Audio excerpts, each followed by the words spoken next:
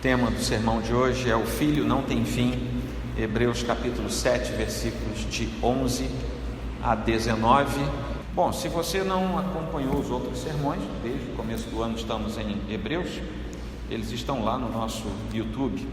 Você pode acompanhar os outros sermões anteriores que eu e os presbíteros temos pregado aqui. Meus irmãos, o que nós estamos vendo aqui é um retrato da igreja gentílica do primeiro século, que estava em torno de uma igreja que começava a se fundar e que era uma igreja cujos primeiros membros eram de origem judia, mas que estavam conhecendo Cristo como seu Salvador. Só que essa igreja gentílica vai se tornando cada vez mais independente, maior e mais numerosa que a igreja que era inicialmente constituída por cristãos judeus na sua origem. Ocorre que a igreja gentílica também ia crescendo em comparação com aquela igreja ainda muito judaica, não apenas em número e em número de igrejas e em quantidade de membros, mas ia crescendo também por um paradoxo na convicção da sua espiritualidade.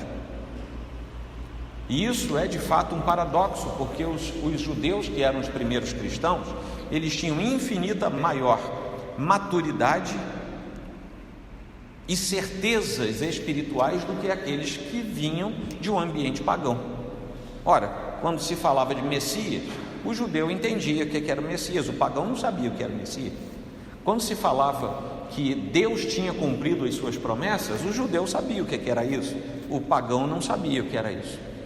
No entanto, aqueles que vinham de origem pagã estavam se tornando cada vez mais arraigados na sua fé, só que eles começaram a enfrentar um problema, porque aqueles judeus que tinham que ser os mais maduros e que eram acusados pelo autor aos Hebreus, nós vimos isso 2 capítulos atrás, de serem exatamente os imaturos na fé, estavam perturbando os novos crentes na sua caminhada, dizendo: vocês têm que virar judeus como nós somos, vocês têm que entrar também pelo caminho dos ritos como nós temos. E eu já falei para vocês que é fácil a gente entender também por que os judeus tiveram tanta dificuldade. Eles passaram 1500 anos adorando a Deus daquela forma, sabendo que era Deus que tinha mandado fazer aquilo. E era difícil agora, de uma hora para outra, simplesmente ligar um disjuntor e saber que agora Deus tinha mandado fazer outra coisa. Não é bem assim. É porque eles não estavam acompanhando bem a sucessão de fatos em cumprimento à palavra de Deus. Mas tudo bem, não é fácil do mesmo jeito. Vamos compreender isso.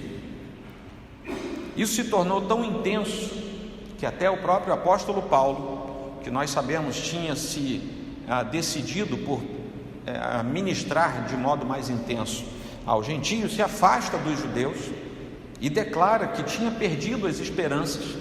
Olha, o grande apóstolo Paulo, homem de fé e de oração, chega a dizer: olha, perdi as esperanças de um arrependimento do meu povo não vai mais se arrepender. Depois você pode ler isso em Atos 28, em Romanos 9:3, você vai ver como é que Paulo estava se sentindo mal com relação ao seu povo. Além disso, mesmo depois que Pedro disse em público que a salvação era para os judeus e para os não-judeus, Pedro falou isso em público, proclamando assim a universalidade da salvação proposta por Deus, e isso através do Evangelho de Jesus Cristo, Atos 2:39, você pode ver isso. Nós sabemos que o judeu de nascença, mesmo cristão, ele continuava se mantendo exclusivista na sua fé, e ele tinha uma dificuldade horrorosa em ver não-judeus louvando o Deus que para eles tinha que ser um Deus só de judeus. Mesmo ele se tornando cristão, ele ainda achava que Deus, lá no fundo, Deus, de alguma maneira, era só dos judeus. Depois, a carta aos Hebreus deve ter sido escrita lá pelo ano 60 e pouco, um pouquinho antes da queda de Jerusalém, quando o general Tito chega nas muralhas de Jerusalém, entra, destrói tudo. E a partir dali os judeus ficam sem terra, sem templo, sem povo reunido, porque Jerusalém quase toda morre naquele episódio da invasão do general Tito. alguns conseguem fugir, e essa diáspora então se coloca indefinida, e somente vamos ter uma reunião de judeus oficialmente dentro de uma nação em 1948, de 70 depois de Cristo, quando não havia mais uma nação de Israel, mas eles estavam juntos ali. Eles só voltam a se reunir em 1948, enquanto Estado. Isso era desde 586 a.C., porque aqui nesse episódio do primeiro século, Israel não era mais uma nação como nós conhecemos hoje, era apenas um ajuntamento de hebreus ali pelas imediações de Jerusalém, ali nas terras da Palestina. Vejam bem, quando os judeus se espalham, eles intensificam a existência e a implantação das sinagogas. Nas sinagogas eles passam a servir e adorar a Deus exclusivamente pelo estudo da Escritura e pelas orações, mas eles interrompem os sacrifícios. Então o judeu que não tinha se convertido ao cristianismo, ele não tem mais como oferecer sacrifício a Deus, como eles faziam no templo lá em Jerusalém, porque só podia fazer isso em Jerusalém. E a partir de agora eles passam a se submeter à interpretação pessoal dos rabinos. Deu para entender? Olha só, eles perdem o templo, eles se espalham. Já existiam sinagogas, mas agora elas são a única possibilidade de culto a Deus. Eles se reúnem nas sinagogas, fazendo um culto a Deus, que eles sabiam que não era mais o culto a Deus, porque o culto a Yahvé prescindia de sacrifícios animais, e na sinagoga não podia, porque só podia em Jerusalém. Eles se tornam um povo de religião esfacelada, e alguns desses judeus se convertem ao cristianismo, e veem no cristianismo a possibilidade de retornar ao culto a Deus, porque o cristianismo pregava o seguinte: não precisa mais de sacrifício, resolveu o problema do fim do templo, não precisa mais de sacrifício, porque o sacrifício veio pelo Messias que se entregou por nós, e eles passaram a crer no Messias. O sacrifício estava resolvido no Messias, mas os ritos não saíram do coração deles, e era esse o problema com relação ao novo povo de Deus, que era a igreja do Senhor. É nesse contexto que nós estamos. Uma parte desses cristãos, ainda judeus e ainda visitantes sistemáticos das sinagogas, ficava em dúvida: será que eu vou acreditar no que o rabino fala sobre o Antigo Testamento, ou será que eu vou acreditar nesse tal de Pedro, Paulo, Tiago, que fala que aquilo já tem outra interpretação, porque Jesus veio e ele falou que aquilo ali já estava cumprido nele? E ele fica então em cima do muro com uma tremenda dúvida existencial e dúvida de fé. O que eu sou? Qual é a minha fé? E nesse ínterim nós temos a epístola aos Hebreus, porque um dos problemas disso era que esses cristãos, por terem dúvida a respeito daquilo que eram e em que eles criam, eles estavam com grandes possibilidades de deixar a fé cristã e voltar para a fé judaica, já não completa. Pouco tempo depois isso seria totalmente eliminado, porque o templo ia cair. É muito provável que Hebreus tenha sido escrito um pouquinho antes da queda do templo e de Jerusalém,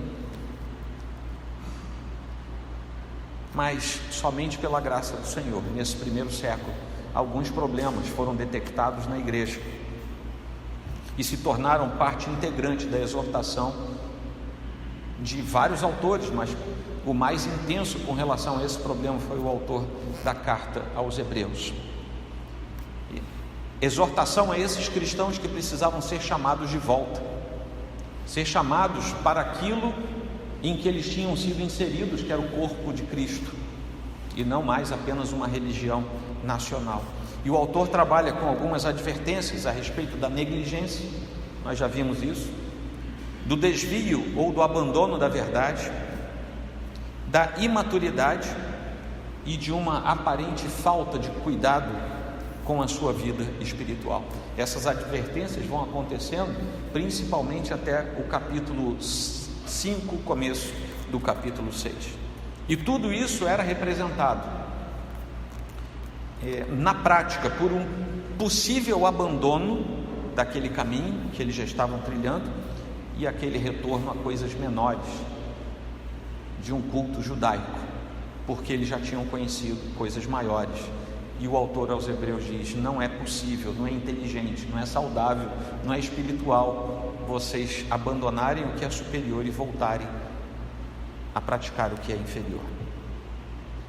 Nesse contexto, o capítulo 7 começa com uma aplicação a respeito do sacerdócio de Cristo. O capítulo 7 inteiro fala disso, mas no começo ele faz uma transposição do sacerdócio de Cristo em comparação ao sacerdócio do Antigo Testamento, sacerdócio levítico, e principalmente faz uma conexão comparativa entre Cristo e Melquisedeque, triangulando com o sacerdócio levítico, fazendo assim um princípio lógico para que aqueles cristãos entendessem onde é que eles estavam e o que eles deveriam fazer. Agora, na sequência, ele começa a dar os ares de solução, porque até aqui no capítulo 7 ele estava advertindo, exortando.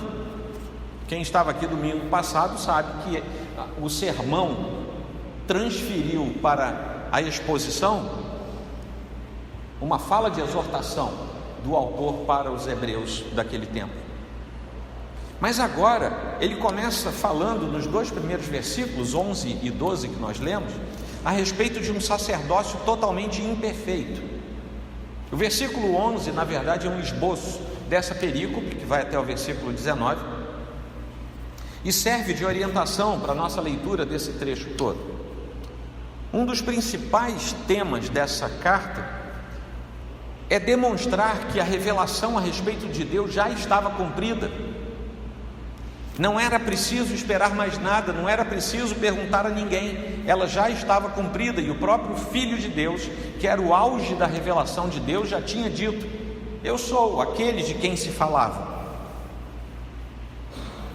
E os primeiros pregadores do Evangelho também diziam: eu não ouvi falar, eu estava lá, eu andei com ele, eu andei 3 anos com ele, eu ouvi o que ele disse. Aquilo que eu estou contando para vocês agora, na minha pregação, que ele levantou um defunto, eu estava lá quando ele levantou o defunto. Se eu estou contando para vocês que ele alimentou uma multidão enquanto falava, eu estava lá, eu sou testemunha ocular disso.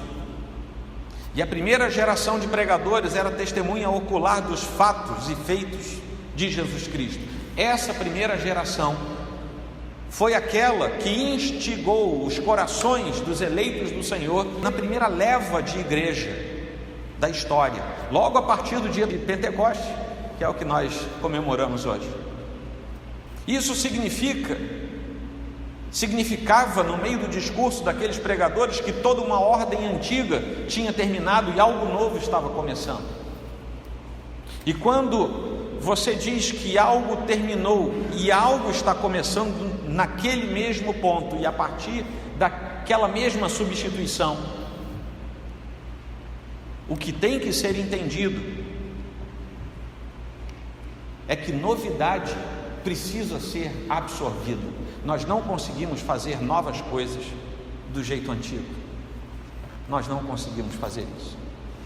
E nem a igreja poderia ser igreja se ela fosse, na verdade, apenas a continuação do culto judeu. Não tinha como fazer isso. Aqui nesses 2 versículos, o sacerdócio levítico, que tinha sido estabelecido sim por ordem da lei divina, é suplantado pelo sacerdócio de Melquisedeque. Portanto, se a perfeição fosse possível por meio do sacerdócio levítico, pois foi com base nele que o povo recebeu a lei, que necessidade haveria ainda de que se levantasse outro sacerdote segundo a ordem de Melquisedeque e não segundo a ordem de Arão? Pois quando se muda o sacerdócio, necessariamente muda também a lei. A pergunta retórica do autor da carta é: se aquilo fosse bom, se aquilo resolvesse, para que Deus mudaria? Se a lei de Moisés conseguisse resolver os problemas do pecado do homem, para que Jesus viria? Era só todo mundo aqui virar judeu. Inclusive hoje, século 21. Se a lei de Moisés, se a lei levítica prevalecesse e nos conduzisse à salvação eterna, Jesus não seria necessário. Bastava que nós entrássemos no rito judaico, que os homens se circuncidassem e que nós observássemos determinados ritos, e que a gente trouxesse de vez em quando para o templo um boi, um pombo, um passarinho, e a gente arrancasse a cabeça dele aqui, jorrasse sangue para tudo quanto é lado. Tudo isso tem um significado que foi cumprido em Cristo. O autor está perguntando: que necessidade haveria de que se levantasse outro sacerdote? E vejam bem, não segundo a lei dos levitas, não segundo a lei que Moisés deu, mas segundo a ordem de Melquisedeque, que é um fora da lei. Melquisedeque é um fora da lei, ele não está na lei de Moisés. Qual a necessidade disso? É porque o sacerdócio que havia antes era imperfeito, ele não dava conta do recado, ele não conseguia salvar, ele aplacava a ira de Deus, mas apontava para o Messias, lá na cruz que viria depois. E todos aqueles que na antiga aliança eram alvo de um sacrifício de sangue, na verdade estavam na bendita esperança de que o verdadeiro e único sangue seria um dia derramado.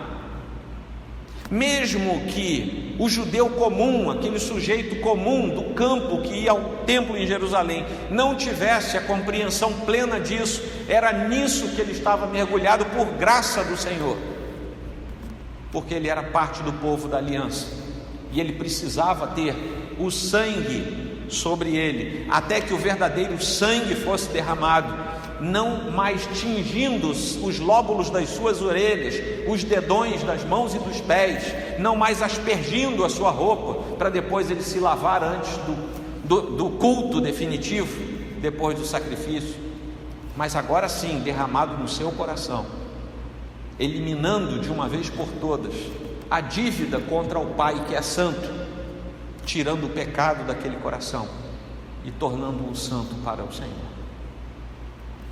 O raciocínio do autor leva à seguinte consideração: ora, se o ministério da igreja fosse perfeito sob a ordem de Arão, por que se faz necessária a transição para uma ordem diferente? Não existe mudança se tudo está perfeito. Se a mudança veio, é porque estava imperfeito.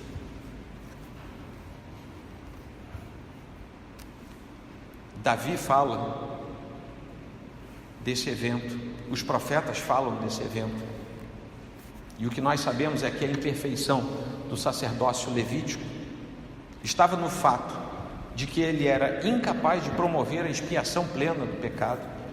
Era símbolo, porque era um exercício cerimonial, mas que não atingia o cerne, que é o pecado no coração humano. E por essa razão, o escritor aqui da carta diz que a sua deficiência, a sua imperfeição se baseia no fato de Deus haver prometido um sacerdote de outra ordem, um argumento que os judeus não podiam se levantar contra ele, porque ele estava escrito na Bíblia, e na Bíblia, na parte do Antigo Testamento, que o judeu tinha certeza que era a palavra de Deus. E quando eles liam o Salmo 100, eles tinham certeza que viria um fora da tribo de Levi, e que não estaria na ordem dos levitas, mas na ordem de Melquisedeque. E eu não sei como é que o judeu do Antigo Testamento encarava isso, mas ele tinha que esperar um segundo sacerdote fora da lei, porque o primeiro era Melquisedeque, e eles estavam esperando um Messias, que o Salmo 100 diz que seria um sacerdote e segundo a ordem de Melquisedeque. Se o sacerdócio levítico, portanto, fosse capaz de fazer tudo o que era necessário pelo pecador, não teria sido necessário também inaugurar uma nova fase. mudar tudo aquilo. E como nós lemos aqui, quando se muda o sacerdócio, necessariamente muda também a lei. O que o autor está dizendo é: se nós sabemos que o sacerdócio mudou, a lei já mudou também. E ponto final. E ele não entra em maiores argumentações aqui. O fim do sacerdócio imperfeito marca, na história da redenção, o começo do sacerdócio perfeito. O fim do culto imperfeito marca, na história da redenção, o início do culto perfeito ao Senhor. Segundo ponto, e eu aqui vou entrar mais ainda nessa história de um sacerdócio fora da lei. O Messias prometido, do qual fala lá o Salmo 100, que eu estava falando para vocês, Salmo 100, versículo 4, quando ele viesse, ele não seria um sacerdote comum, ele seria um sacerdote fora da expectativa da lei dos hebreus, e ele não viria para exercer o seu sacerdócio por causa da sua origem terrena, tribal, nem por causa de considerações da carne, deste mundo, mas ele seria um sacerdote totalmente diferente, fora da lei de Moisés, demonstrando que Deus é o legislador de todas as coisas, é Deus quem dita a norma, a regra, e é Deus quem executa a sua própria lei. E se a lei é de Deus, no momento em que Deus resolve mudá-la, Deus tem poder e autoridade para mudá-la. Ele não mudou de uma hora para outra, porque ele avisou isso no Antigo Testamento inteiro. Talvez as pessoas estivessem com os olhos embaçados. Mas o que Deus faz é remover uma lei inferior e colocar no seu lugar uma lei superior. É remover um sacerdócio inferior e colocar no seu lugar o sumo sacerdote superior. É remover um culto inferior e colocar no seu lugar um culto superior. É tirar um culto de formalidades e sacrifícios físicos e colocar no seu lugar um culto em que as pessoas consigam adorar em espírito e em verdade, porque adoram um Deus que não precisa ser materializado, mas é um Deus que também é espírito e que quer ser adorado em espírito e em verdade. É tirar o excesso de ritos e colocar no seu lugar a liberdade, embora reverente, de adorar a Deus, como ele diz: simplesmente cheguem diante de mim com salmos, cânticos, hinos espirituais, orações e a meditação da palavra, e não precisa mais do que isso. Não há mais um sacerdote. Eu, por sinal, não sou sacerdote, nem quando eu estou de toga, não me confundam com um sacerdote. Não há mais sacerdotes, porque o sumo sacerdote, ele assume o lugar que é devido somente a ele. Ele é o único que intermedia o povo ao seu Deus. Ele é o único que leva a nossa mensagem, é o único que traz a palavra do Deus Todo-Poderoso. Ele é o único que, tendo oferecido a si mesmo como sacrifício perfeito, ele sendo o próprio sumo sacerdote que oferece a si mesmo, sendo ele também o próprio altar, porque nenhum altar poderia receber o sacrifício perfeito do Cordeiro unigênito de Deus. E ele, completando toda essa obra, é o único capaz de fazer a ponte perfeita entre nós e o nosso Deus. O escritor da Epístola aos Hebreus propositadamente afirma que Jesus foi confirmado como sacerdote não por provar a sua descendência, mas ao demonstrar a indestrutibilidade da sua vida.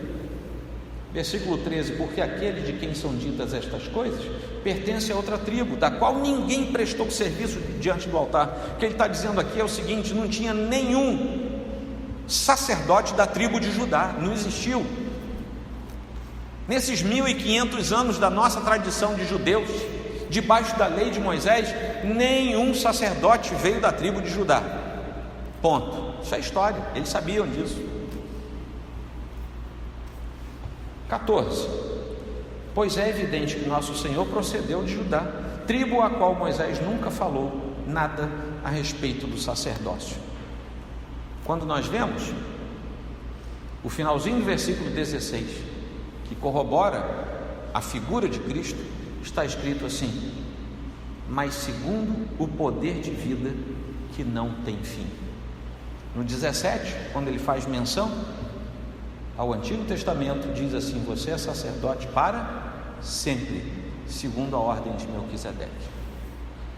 Cristo não assume o seu posto de sumo sacerdote porque veio da tribo de Levi, até porque ele não veio da tribo de Levi.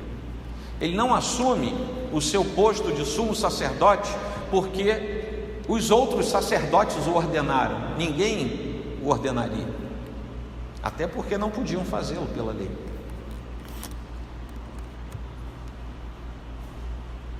Aqueles cristãos judeus conheciam muito bem o texto do Antigo Testamento.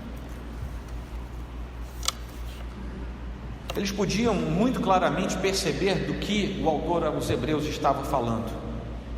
O versículo 14 que eu li agora para vocês mostra o cumprimento efetivo de uma profecia que estava lá em Gênesis 49, comecinho da Bíblia. O cetro não se afastará de Judá. Vejam bem, não era uma profecia a respeito do sacerdócio, mas o cetro não se afastará de Judá, nem o bastão sairá de entre os seus pés até que venha Siló, e a ele obedecerão os povos. Isaías 11:1 já nos diz assim: do tronco de Jessé sairá um rebento, e das suas raízes brotará um renovo. O nosso Senhor, ele assume o lugar de sumo sacerdote, porque além de ser sumo sacerdote, ele precisava ser o rei que reinaria para todo sempre.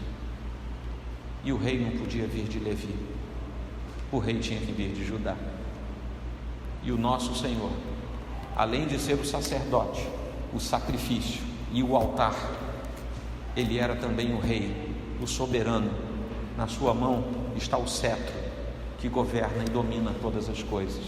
E é por isso, por ser o governante pleno deste universo, é que ele pode dizer: até agora, pela minha lei foram os levitas, agora eu digo, pela minha lei vai ser um de Judá. A lei é dele, ele fala o que quiser e ele faz o que quiser. O fim da antiga lei foi o começo da nova lei. Deus é o dono da sua lei, ele faz com a sua lei o que ele quer. Finalmente, esse sacerdócio, que era um sacerdócio imperfeito e se torna perfeito, era um sacerdócio fora da lei, mas por ter sido promovido pelo dono da lei, torna-se a nova lei. É um sacerdócio de esperança, de total esperança. Versículos 18 e 19 dizem assim: portanto, por um lado se revoga a ordenança anterior, por causa de sua fraqueza e inutilidade, pois a lei nunca aperfeiçoou coisa alguma. E por outro lado se introduz a esperança superior, pela qual nos chegamos a Deus.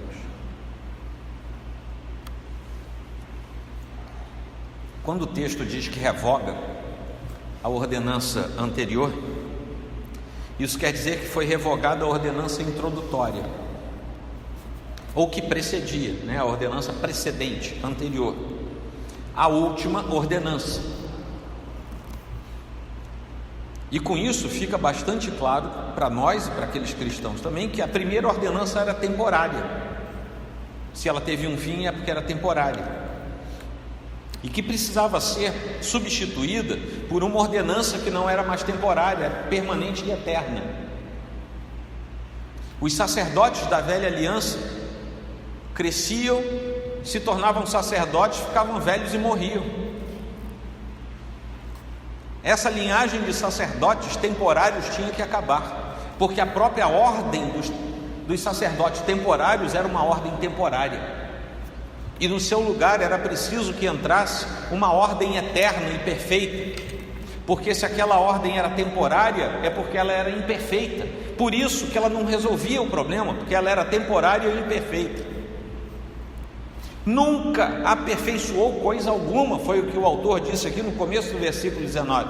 Aquela lei, por ser imperfeita, temporária, introdutória, sazonal, ela precisava ser trocada. E chegou o momento na história em que isso vai acontecer, porque agora a revelação plena do Senhor já veio, o sacrifício perfeito já foi feito na cruz do Calvário, não há mais necessidade de sacrifício atrás de sacrifício. Isso só era necessário por causa da imperfeição, da sazonalidade, da temporalidade da ordenança antiga. Agora, o nosso sacerdote é eterno, nosso sacerdote é perfeito, o sacrifício dele é eterno, o sacrifício dele é perfeito. O culto que antes passava, agora é um culto eterno, é um culto perfeito. E a esperança que se esvaziava por causa da luta, por causa da distância do Messias, é uma esperança que agora é renovada, e é renovada por um fato simples: já vimos o Senhor, porque aquele que vê o Messias vê Deus. Nós vimos Deus. Moisés não conseguiu ver Deus, Abraão não conseguiu ver Deus, Elias não conseguiu ver Deus, nós vimos Deus. Vocês querem mesmo ainda ver Deus? Disse Jesus. Vocês não me viram? Quem me vê, vê Deus. Vocês não entenderam ainda. Os nossos olhos viram Cristo, os nossos olhos viram Deus. Nós, pela fé, vemos Deus. Quando estamos reunidos, nós vemos Deus. Quando estamos orando, nós vemos Deus. Quando estamos de face com a Escritura, nós vemos Deus. E a esperança do Senhor se renova em nós a cada manhã. A esperança se renova porque o nosso Senhor é eterno. O meu sacerdote não vai ter que me esperar um ano para eu voltar a Jerusalém. O meu sacerdote se encontra comigo todo dia. Eu não tenho que ficar esperando como Ana, ficava esperando um ano para poder orar de novo para Deus lhe dar um filho. E ainda ficava aguentando as picuinhas lá da... Como era o nome da menina lá? Penina, também com nome desse, né? Tinha que ser chata mesmo. Ficava lá azucrinando a coitada da Ana, um ano a coitada tinha que esperar para voltar ao templo, e o sacerdote ainda falava: você está bêbada, minha filha? Não, por quê? Você está falando sozinho. Não estou falando sozinho, estou falando com Deus. Não passava pela cabeça nem do sacerdote que alguém pudesse falar com Deus. Não fazia parte daquele conjunto de ações e de expectativas. A nossa esperança foi renovada.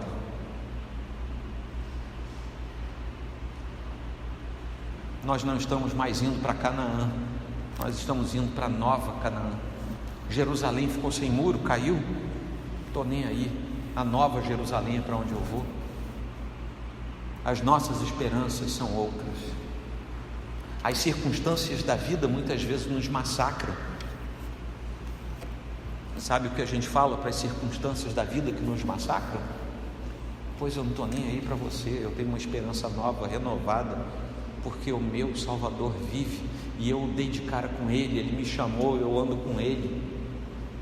A esperança que se renovou no meu coração é suficiente e é bastante para que eu olhe para aquele Cristo e entenda quem Ele é, para que eu olhe para os cultos que levianamente talvez eu já tenha feito na minha vida e eu diga assim: eu não preciso mais disso, porque agora eu sei qual é o verdadeiro culto ao meu Deus.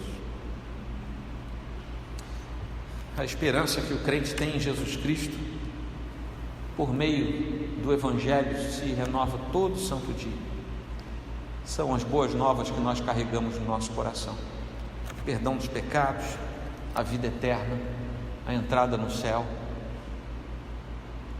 o renovo do nosso espírito, um coração inabalável.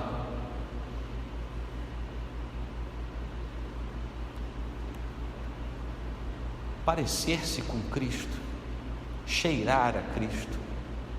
Olha só que expressões que a Bíblia usa para dizer o que nós somos diante de Deus. A gente carrega o perfume de Cristo.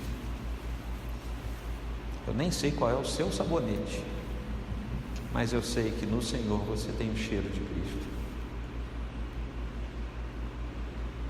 Eu não sei ainda nem qual vai ser o meu nome na eternidade. A Bíblia diz que a gente tem um nome novo lá, mas eu sempre falo aqui para vocês, eu sei qual é o sobrenome que a gente vai ter. É o sobrenome da família, do Pai, que nos adotou nele, por misericórdia e por graça. Essa esperança que nós temos substituiu a esperança dos crentes da antiguidade, que era uma esperança que era frágil, porque dependia das coisas que aconteciam nessa terra, mesmo que fossem coisas espirituais, coisas que precisavam ser repetidas e repetidas e repetidas. Mas agora foi introduzida uma esperança superior, é o que disse aqui o texto, e com isso nós entendemos que somos levados diretamente à presença de Jesus Cristo, esse sumo sacerdote. O crente não precisa mais de temores, o crente não precisa mais de receios para se aproximar de Deus pelos sacrifícios imperfeitos da antiguidade. Um coração verdadeiramente compungido diante do Senhor é tudo que Ele quer. Agora Ele pode ir, nós crentes podemos ir diretamente a Jesus Cristo e através dele podemos ter acesso direto ao trono da graça de Deus. Na qualidade de sumo sacerdote, Jesus, ao entrar no Santo dos Santos, Ele reconciliou cada um de nós com Deus. E isso não é mais revogado, isso não precisa ser renovado. Isso é feito uma vez só. Se você já foi reconciliado com Deus, você nunca mais vai sair da presença de Deus. Você vai ter altos e baixos na vida, mas de Deus você nunca mais se afasta. E uma das coisas que nos alerta e nos alegra é saber, como elemento comprobatório, que a minha e a sua esperança se renovam exatamente para a gente manter viva a nossa perspectiva diante de Deus. Amém, meus irmãos? Vamos aplicar. Tem apenas 3 pontos aqui para falar com vocês. Jesus nos oferece trocar a sombra de qualquer esperança naquilo que é imperfeito pela certeza de fé e a nova esperança naquilo que é certo e totalmente perfeito. O Senhor Jesus, totalmente perfeito, plenamente perfeito, é a única resposta possível a toda e qualquer imperfeição da natureza humana. Amém? Segundo, Deus nos oferece a sua lei, que é perfeita. Não é mais a primeira lei, passageira e imperfeita. É a lei do Senhor, perfeita. Por ela e somente por ela, quando é cumprida em Jesus Cristo, lá na cruz, é que nós chegamos diante do justo juiz. E ali, diante do justo juiz, nós recebemos o perdão e somos renovados na nossa jornada diante de Deus. E mesmo ainda neste mundo, nós temos um novo testemunho na nossa vida, no nosso coração, de que já alcançamos alguma coisa diferente. Mas isso é exclusivo em Jesus Cristo. Não tem como ser em outro lugar e de outra forma. Finalmente, nós temos uma promessa de esperança melhor, superior, mais rica, totalmente perfeita. Uma esperança que não se apaga com o tempo, nem com as circunstâncias. Uma esperança que é traduzida por alegria e por vida renovada nesta terra, com a certeza inabalável que nós ganhamos do Senhor. de um futuro eterno com Deus. Algo que nós vamos rememorar hoje aqui na ceia do Senhor. Quando ele diz, façam isso em memória de mim, no Evangelho de Lucas ele também diz, eu não vou mais participar aqui não, até um dia em que eu estarei com vocês novamente. E nós somos convidados a estar nas bodas do Cordeiro, quando pela primeira vez depois da instituição da ceia, o Senhor vai ceiar conosco, e aí para sempre estaremos com Ele. Tudo isso por causa de Jesus Cristo, dele próprio. E é por isso que nós lemos em Paulo, quando ele falava da fé dada aos gentios, lá em Romanos 15, 13, e aqui eu encerro, quando ele diz assim: e o Deus da esperança encha vocês de toda alegria e paz na fé que vocês têm, para que sejam ricos de esperança no poder do Espírito Santo. Amém?